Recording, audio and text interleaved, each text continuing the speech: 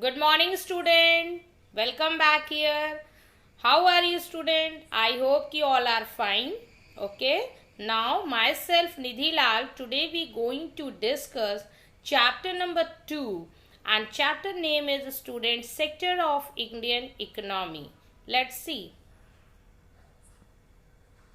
Classification on the basis of ownership. Two types, public and private sector of economy. Now, one by one discuss student. Public sector. The government owns most of the assets and provides all the services is known as public sector. Just like example of Reserve Bank of India, okay, Post Office, etc., Air India's, just like the public sector. C. Private sector. Ownership of assets and delivery of service in the hands of private individual or companies. Just like example Vodafone, Tata, etc. Okay, let's see example.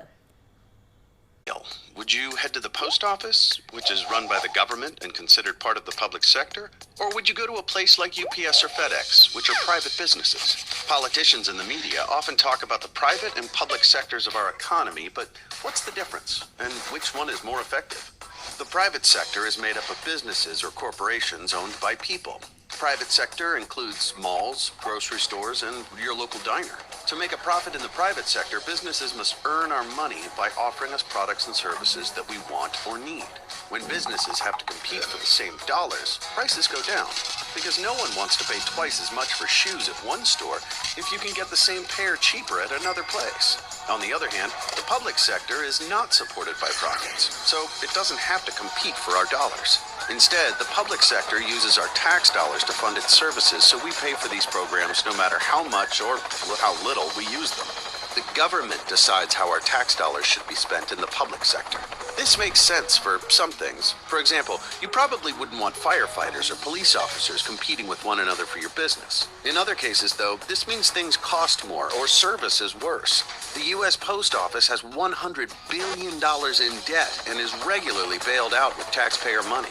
And the Department of Motor Vehicles isn't usually known for fast, friendly service. In contrast, private companies know that if they offer poor customer service and don't make money, they'll go out of business. When comparing the private sector with the public sector, it's clear that the market-driven private sector is more efficient. When you don't have to be profitable or accountable, things tend to be more expensive and the service is worse. So when there's a choice between a private sector or the government service, think about the package you really need to